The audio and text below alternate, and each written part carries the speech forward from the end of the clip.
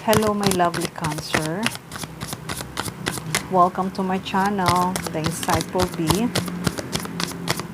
Sa mga viewers na hindi pa nakapag-subscribe ng aking channel, welcome kayo. At sa mga baguhan dito sa channel ko, welcome. At sa mga new subscriber, thank you. Welcome. Okay, Cancer. Bago simulan natin ang mensahe para sa iyo, shuffle muna natin ang card.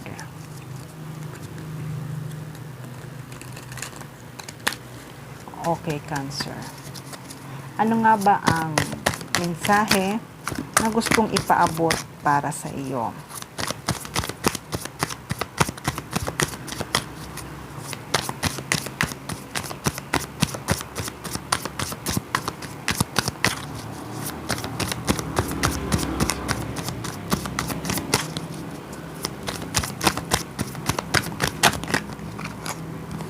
Okay. 5 of Cups. 9 of Cups. 4 of Wands. 3 of Swords. Page of Swords. 2 of Swords. 5 of Wands. Ace of Swords. And Queen of Pentacles.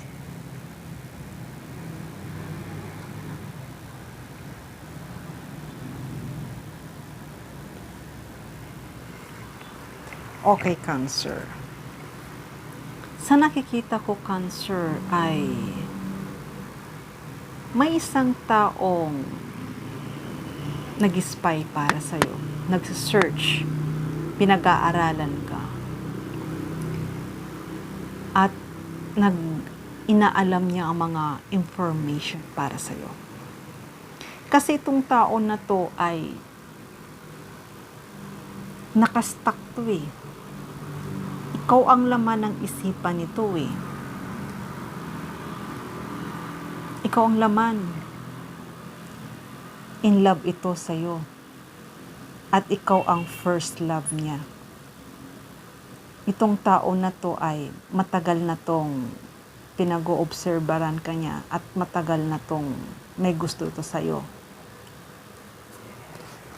Kaya, itong tao na to ay tinitingnan niya ang status ng buhay mo. Kung okay ba ang buhay mo, tinitingnan niya kung ano ba ang mga pinagdadaanan mo. Maaring meron kang social media na alam niya ang account mo, tinitingnan niya yung mga picture mo, yung mga information mo. Kasi itong tao na to ay may interest sa'yo, may gusto sa'yo, crush ka nito, in love ito sa'yo. Kaya itong tao na to talagang naghahanap siya ng way kung papaano kanya makakausap, naghahanap siya. Kasi itong tao na to maaaring mahiyain ito sa personal. Hindi niya masabi ang totoong nararamdaman niya. Pag nakita kanya na, parang nabablock siya. Hindi niya masabi ang dapat niyang sabihin. Kasi itong tao na to, nasasaktan siya. Baka kasi i-reject mo siya. Kaya pinangungunahan siya ng takot na baka mamaya i-reject mo ang nararamdaman niya para sa'yo. Kasi natatakot din siya, baka mamaya maraming nanliligaw sa'yo at marami siyang kakompetensya sa pagmamahal niya para sa'yo. Kaya itong tao na to, Cancer, ay pinag-aaralan niya. Tinitingnan niya kung magugustuhan mo ba siya. Tinitingnan niya yung mga information niya about sa'yo. Kasi gusto niyang malaman ang katotohanan para sa'yo. Pero itong tao na to ay talagang malinis ang intention nito sa'yo. Hindi ito nag-i-spy, hindi ito nag-o-observe, hindi ito naghahanap ng information sa'yo na masama ang intention. Malinis ang intention nito. Pangarap nitong tao na to na makasama ka, pangarap nitong tao na to na sana ikaw ang maging family niya. At nangangarap din itong tao na to na maging partner in life mo. Pero sa nakikita ko na itong pinapangarap niya na maging kayong dalawa, ay nakikita ko na magkakatuluyan kayo. Magkakatuluyan kayong dalawa. Dahil itong tao na to ay tapat ito, magmahal, honest ito, at hindi lang yon, nakikita ko na magugustuhan mo rin itong tao na to. Kaya nga, nakikita ko na makakatuluyan mo to.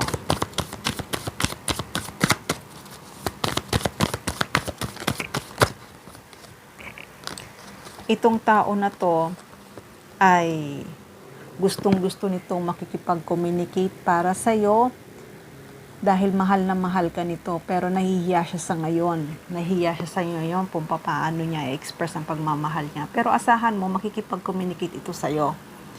Magkakaroon kayo ng communication at makakatanggap ka ng mga gandang balita na to. Itong tao na to, asahan mo ay tapat ito para sa'yo.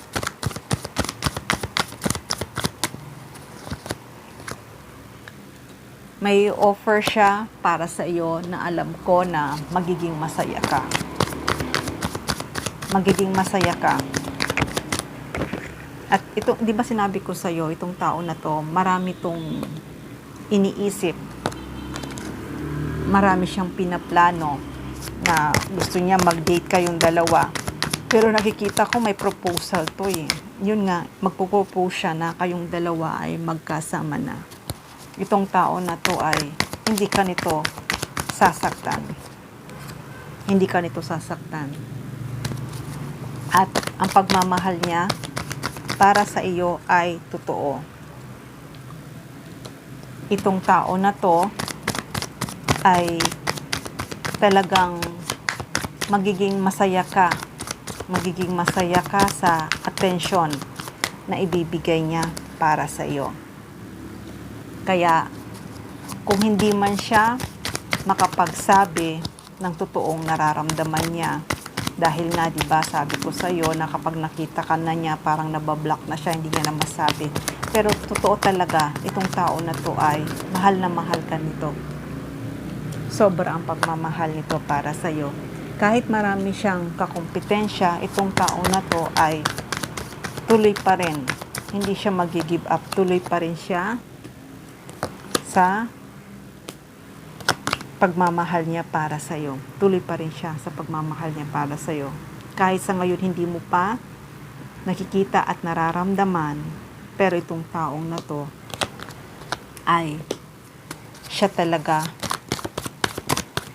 ang taong hinihintay mo at pangarap mo. Kaya mag-lift of faith ka, huwag kang matakot, at nakikita ko na magiging successful ang relasyon niyong dalawa. Alam ko na nag-worry ka, Cancer, dahil baka itong tao na to ay sasaktan ka lang.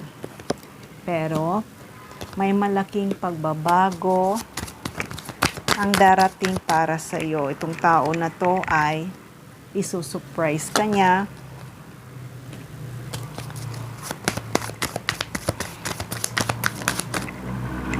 Isusurprise ka nitong tao na to at makakatanggap ka ng isang balita na handa na siyang makipag-commitment sa iyo. Handa na siya makipag-commitment sa iyo. Kahit natagalan siya sa pagsabi niyang nararamdaman niya para sa iyo, huwag kang matakot dahil itong tao na to ay talagang masayang kasama. At poprotektahan ka niya sa lahat. Nandyan siya lagi para sa iyo. Kaya itong tao na to ay choice niya na ikaw ang makasama niya. Choice niya na mag-build sa'yo ng family. Kaya Cancer, nakikita ko na one day, kayong dalawa ay mag-move forward at magiging masayang magkasama.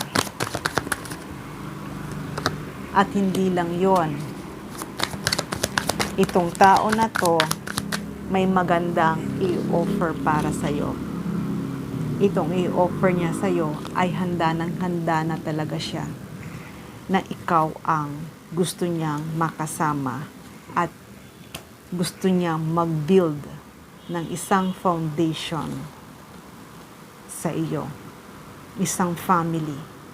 Kaya Cancer, itong tao na to ay ready na to. Ready na tong mag-travel sa iyo, ready na tong magpunta sa iyo, ready na siya mag-build